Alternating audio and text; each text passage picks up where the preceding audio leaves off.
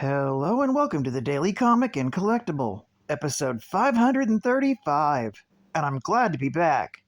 Today, the collectible of the day is the Mcfarlane Toys DC Comics video game series Gotham Knights Robin action figure.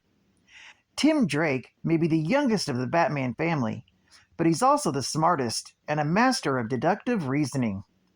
Tim is a true believer in Batman's mission and is motivated by the conviction that Gotham City needs a hero rather than a personal loss.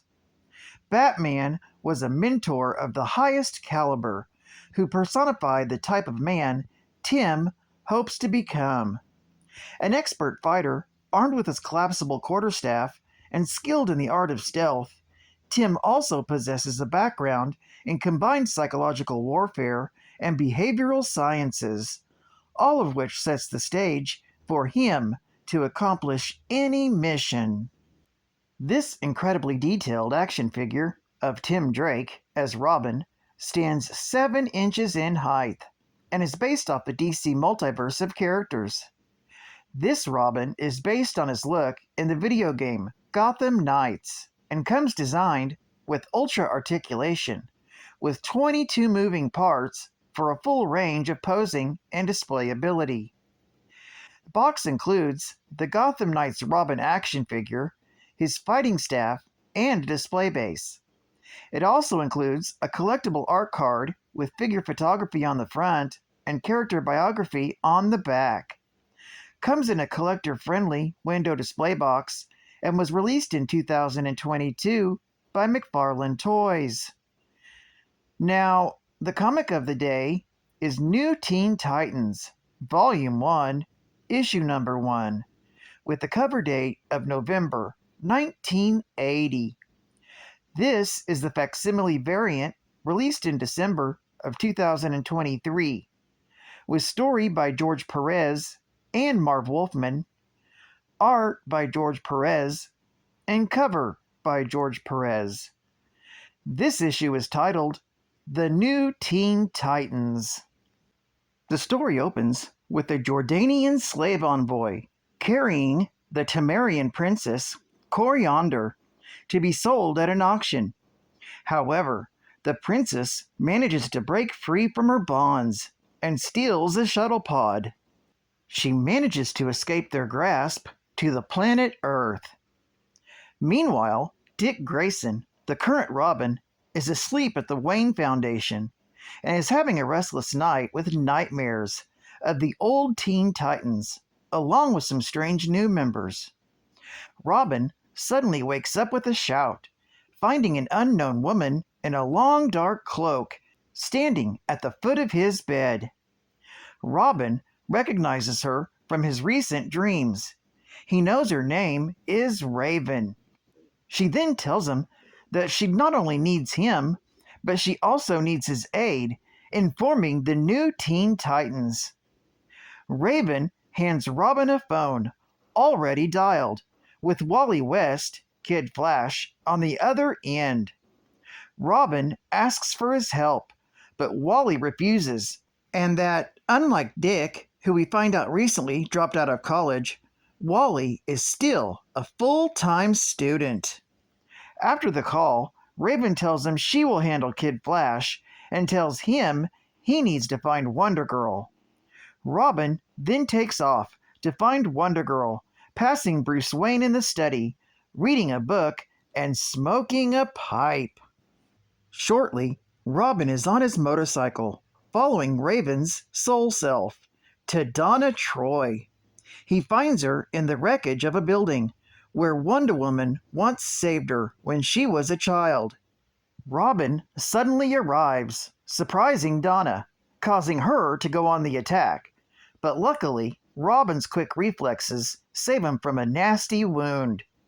It's then, while getting reacquainted, a weird talking green dog jumps into Wonder Girl's arms and suddenly transforms into Beast Boy, who lets them know that he has changed his superhero name to Changeling.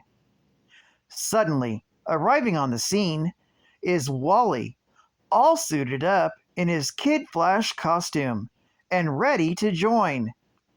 Strangely, he's ready to help their newest member, Raven. We then shift to Newark City College in Newark, New Jersey, where we find a cloaked young man begging his old coach to allow him to rejoin the team, especially since he was on the way to becoming an Olympian-level athlete. But unfortunately, the coach tells him it's impossible due to his recent technological upgrades. The man turns out to be Victor Stone, Cyborg. However, as his coach leaves, Raven appears, pleading for his help to join the new Teen Titans. Shortly, the rest of the teens arrive, but they are still one member short, and she sends them to the United Nations Plaza to meet a threat head on and save their last, newest member. Unfortunately, the threat turns out to be the alien race in search of Princess Coriander, who would later be known as a team member Starfire.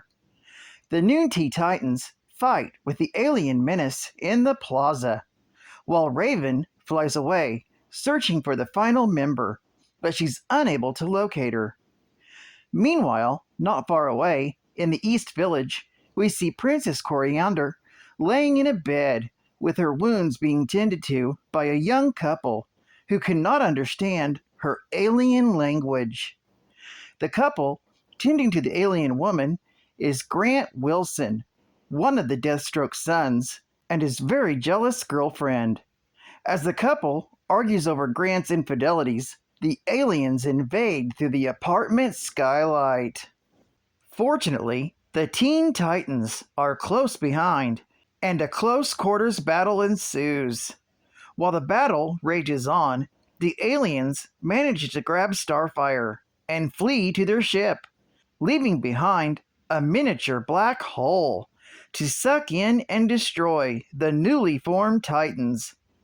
But, thanks to teamwork and Donna's golden lasso, they're saved from the fate in the void.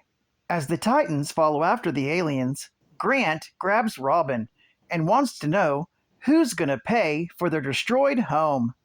He tells them that they will be compensated in a dismissive way, triggering an anger in Grant. We then cut to the alien ship, where we find Starfire is being held captive in a power-dampening device, and we discover there's quite a lofty price on her head for capture. Raven deposits the team on board and goes to search for the computer system that controls the ship. It's not long before another battle ensues between our heroes and the alien slave traders. But during the fight, Cyborg is talked into connecting to the onboard computer system by Raven. But Cyborg needs some small hands, so Raven summons Changeling. While at the same time, Robin manages to rescue Starfire from her prison.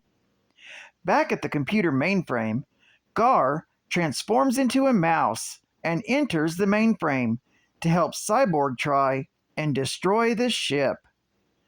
Fortunately, they manage to escape the ship right before the alien ship explodes. It's then that Raven tells them that they were not assembled just for that mission, but for a power growing that they will have to face in the near future. Meanwhile, we see Grant Wilson and a member of Hive discussing the destruction of the newly formed team. To be continued in New Teen Titans, issue number 2.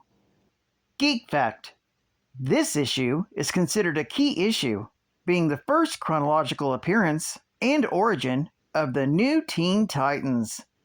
It's the first appearance of Grant Wilson, the Ravager, not in costume, the second appearance of Starfire, Cyborg, and Raven. Beast Boy becomes Changeling, and the first behind-the-scenes appearance of the Hive. Bonus Geek Fact: This was the first chronological appearance of the new Teen Titans, and when they formed together for the first time. Though, through the efforts of Raven, Robin experienced a prophetic dream featuring his new teammates in DC Comics Presents, Volume 1, Issue number 26, from October of 1980, in the second story titled Where Nightmares Begin. That is the group's first canonical appearance. Strange, but true. Bruce Wayne makes a cameo appearance in this issue and is seen smoking a pipe. This was an oddity, as traditionally only the Bruce Wayne of Earth 2 ever smoked a pipe. Advertising ad fact. The Daisy 840. Power. Accuracy. All in one pump. Oh my God. Shoots BBs and pellets.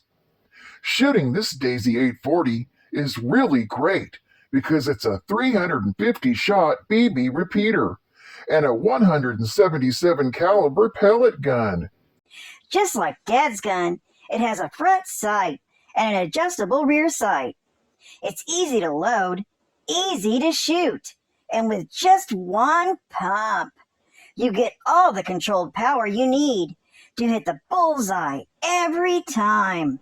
For fast action and shooting fun, you just can't beat the Super 840, the big gun from Daisy that's just right for kids. And final geek fact. The behind-the-scenes first named appearance of The Hive ran concurrent with Action Comics, issue number 513, that same month of November in 1980. However, a criminal conspiracy first appears in Superman Family, issue number 203, from October of 1980, which is later identified as The Hive in Superman Family, issue number 205, in February of 1981, thereby making issue number 203 The Hive's very first true appearance. Also, we find out in Deathstroke the Terminator, issue number 4, from November of 1991, the off-panel Hive agent speaking to Grant in the last panel is Bill Walsh, better known as the Jackal. Well, I'd like to thank you for joining me for another Daily Comic and Collectible, and I hope to see you again Friday. This is Catfan Comicsman, and I'll catch you on the flip. Over and out.